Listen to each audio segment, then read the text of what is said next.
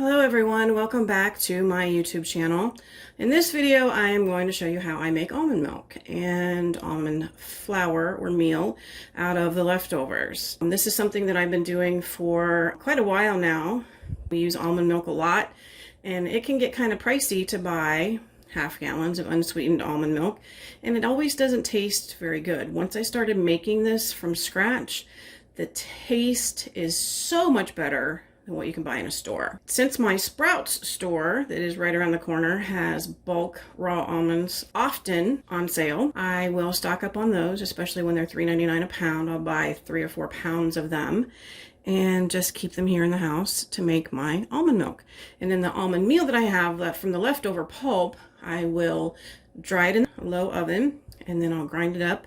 In my other Vitamix pitcher, it's 4 grains and dry things and make it into a flour, and I will use that in my baking. So when you're making this, there's no waste. You buy the almonds and you get 2 products out of 1.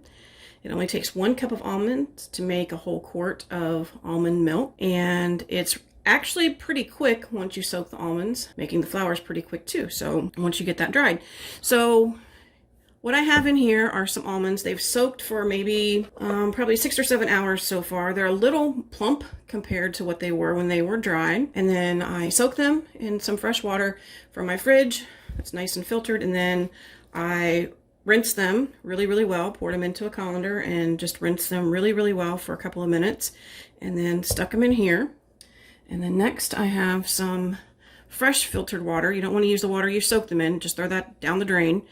Here's some fresh filtered water.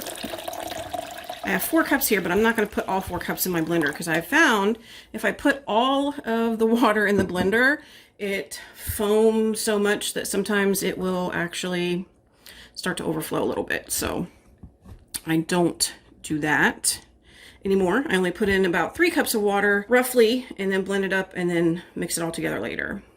So then you just turn on the blender. I started on low and then I gradually work up to high. And then I'll put it on high for about 2 minutes. I'm not going to let you guys listen to my really loud Vitamix, so you'll just have to bear with me, but I'll show you what it looks like when it's done. Be right back. All right, we got that nice and blended. I blend it for about a minute, maybe a minute and a half, 2 minutes.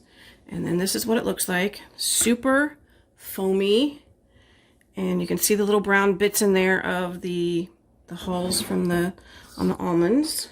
It's going to make up part of the meal. Those don't always blend up all the way. And then what I do next is, get this out of the way for a second. Here is my nut bag. I've been using it for a long time. Nice and stiff. It's nylon and it's got super fine mesh. It's super, super fine. You can use this for making jellies, for making nut milks, anything that you have to strain and you need something super, super fine. This is awesome. I will put a link down below to the one that I bought from Amazon. They're not super expensive at all, and it's just a little bag with a drawstring, although I don't necessarily use the drawstring part, but only to hang it up when it's dry, to dry it when it's wet. When you use it, I have found, someone gave me this tip, is that you want to turn it inside out. You want the seam part here on the inside, because what happens is all that almond meal is going to get stuck in this big seam here on the side and on the bottom, and it's really hard to clean. So if you turn it inside out and put your nice pretty seam on the inside, it's so much easier to clean. And then I just stick it in a nice big bowl like this to catch all the milk there, and then just pour in your freshly blended almonds and water, and then make sure your hands are clean for this part. And just gather it up and just start to squeeze. And all this beautiful almond milk comes out. This stuff is so much thicker than what you can buy in the store. The store stuff, the companies tend to put a lot of water in it. And then they'll use guar gum or xanthan gum to thicken it. And they'll use preservatives so that it lasts for a long time on the refrigerated shelves or the store shelves at your grocery, and I just don't want all that stuff, and I don't need all that stuff. And if I buy my almonds for $3.99 a pound, I can get almost 4 quarts of almond milk out of that 1 pound of almonds. So that's $1 a quart, which I've never purchased it, even with coupons and sales. I've never purchased almond milk for $1 a quart in any grocery store. And it tastes so much better too. You'll see I'm just moving this pulp around as I get the milk squeezed out, and trying to get all this pulp down to the bottom. And then you just keep squeezing, and I squeeze and squeeze, and I'll turn it and twist it and just squeeze until you can't get anything else out. And it's nice and dry. That will help your pulp dry too if you're going to make flour. Now, if you're not going to make flour out of it because you're not, not a baker, or you're not going to use that, then don't have to worry about that so much. But try to squeeze out all you can. There you go. I always make a bit of a mess, but my hands are always super soft when I'm done doing this, and that's awesome. And then I take my little milk jug. I'll put a link for this one down. I love this jug. It's nice and heavy. And then just pour this in with the rest of the water. So I get a full quart. Now, if you want flavored almond milk, this is when you want to add in your vanilla or your sweetener and some Hershey's regular cocoa if you want to make a chocolate version. Or if you just want vanilla, or if you want it sweet, you can put some stevia in here. You can put some xylitol in here and mix it up. Whatever your preference is. I leave mine unsweetened because I cook with it, so I don't need anything sweetened already. And then if we choose to drink it, or put it in our Dandy blend, or put it with oatmeal or whatever, that's, we can add sweetener or whatever to that. So I leave mine unsweetened, and I put this cute little cap on, and then there you go, quart of freshly made almond milk that tastes delicious. It's nice and thick and rich. And then let me show you what I do with the meal part. I have my Silpat here, and you can tell it's old and very loved and used. You can use a baking sheet, a silicone baking mat like this, or you can use parchment paper. Don't use wax paper, don't use freezer paper.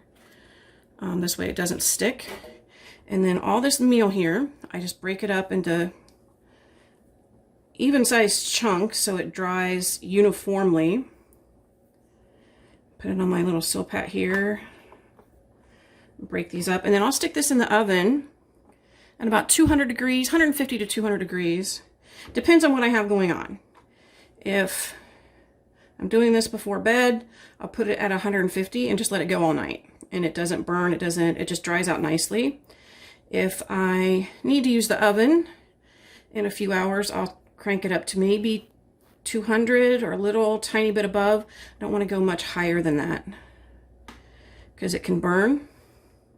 And then of course don't forget that it's in there, like I've done a couple of times, and turn the oven on to cook something else and then can't figure out what's burning in my house. So after it dries, I'll let it cool, and then I'll stick it into my other Vitamix dry blender pitcher and grind it up, and it makes a beautiful, beautiful flour. And then there's no waste. And then wash out my nut bag, hang it up to dry, and good to go. And this is a great value.